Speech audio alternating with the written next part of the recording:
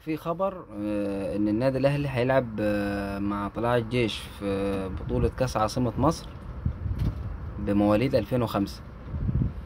والله انا اتمنى يكون الخبر ده صح.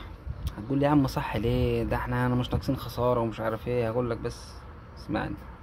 في الدوريات الكبيرة، الدوري الانجليزي والدوري الاسباني والكلام ده بيكون معاهم زي هنا، يعني زي كاس الكارباكاو، كاس الاتحاد الانجليزي، كاس الرابطة، كاس فهو بيعمل ايه؟ انا معايا كام بطولة مهمين؟ انا معايا 2 او 3. هما 3. انا عندي كاس مصر والدوري ودوري ابطال افريقيا. الدوري هيوصلني لدوري ابطال افريقيا، دوري ابطال افريقيا هيوصلني لكاس العالم للانديه. كاس مصر يا كملت يا ما كملتش. انما انا عندي كاس الرابطه وعندي كاس عاصمه مصر، دول انا العبهم بالناشئين. ليه؟ لاني لما انا اكون معايا ضغط مباراه في دوري ابطال او افريقيا، وعندي في النهائيات يعني الغلطه بره، ان انا لو غلطت بره انا منهكش اللعيبه في بطوله ما فيش منها ربح، اللي هو انا سنة ربحها على قدها، يعني حتى المسؤوليه بتاعتها، المسابقه بتاعتها اساسا انا مش مقتنع بيها. ما علينا. في الدوري مثلا، في الدوري الانجليزي والكلام ده، كان السيتي لما كان بينافس على ابطال اوروبا كان بيعمل ايه جوارديولا؟ كان بيجيب اللعيبه الناشئين ويهبل في التشكيله.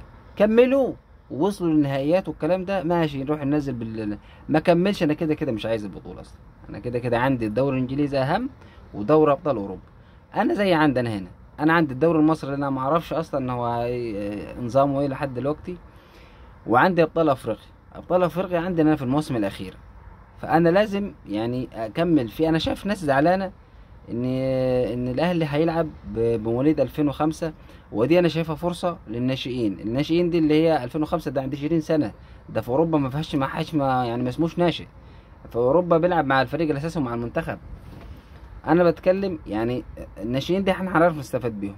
اللي هيكمل وشايف سرعه، شايف لعبه وهو محترم ولعبه حلو زي الفل، في تسويق لي انا ممكن يجي له عرض اعاره بيع نهائي، اللي هو هيفيدني انا هخليه معايا في الفريق، واللي مش هيفيدني خلاص في اعاره وفي بيع نهائي. استفاد وافيد.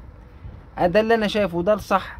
ان بطوله زي دي مثلا، يعني انا بالنسبه لي فرعيه مش اساسيه، العب بالناشئين فيها. كملت وصلت للنهائي خلاص ماشي كمل ودخل الفريق الكبير. لا ما كملتش، انا كده كده مش محتاجها. هتقول لي انت عشان اتغلبت من انبي والكلام ده، اقول لك يا حبيب قلبي انا مالي ومال اتغلب من انبي. انا عندي المشكله في ابطال افريقيا، وعندي بعد شهرين كاس عالم انديه في امريكا. يعني ده كله انا ضغط عليه مباراه. انا ما بجيبش لعيبه مثلا بملايين هتروح تصفى كاس عاصمه مصر او كاس الرابطه او كاس مصر. لا، انا عندي الدوري المصري اللي هيوصلنا لدوري ابطال افريقيا، وعندي دوري ابطال افريقيا اللي بيوصلنا لكاس العالم للانديه، واللي انا هلعبه في شهر 6 في امريكا. هي دي اللي اهم حاجه عندي. فما حدش يزعل او ما حدش يفكر ان الاداره بتعمل كده عشان الانسحاب والكلام ده. هو ما فيش انسحاب اصلا، هو الاهلي قال انا مش هلعب. انا بتكلم على اللي هو انت ما تفهمش غلط. لما تشوف النادي منزل ناشئين، اعرف ان البطوله دي مش مهمه، وانت تكون مع الاداره وزي الفل. انا بصراحه مع القرار ده. لو صح اتمنى ان هو يكون صح، لان في عندك لعيبه على دكه البدله ما لعبوش لهم فتره، زي الساعي، كريم، يحيى عطية الله، معلول، مش عارف ايه. اللعيبه دي كلها انا شغالها عندي، اشوف اللي هيكمل ماشي، اللي يحيى عطية الله يعني خلاص. كولر هيحدد مصيره اذا كان هيمشي او لا. فهيبان من مين؟ هيبان من لعبه، من اجتهاده في الملعب. حلو. فانا بتكلم يعني الناس اللي بتزعل من التشكيله اللي نزلت، وهو سامر عبد الرحمن كمان مش سامر قمصان اللي هيدرب واللي هيدير المباراه. انا شايف ان دي خطوه صح، وشايف خطوه حلوه.